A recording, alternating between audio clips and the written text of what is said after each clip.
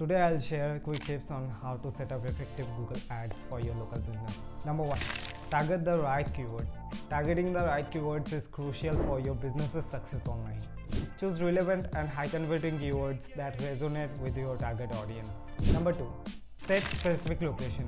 Set specific location in your Google Ads to reach local customers effectively. Geo-targeting helps you to focus on the right audience in your targeted area and maximizing business's impact.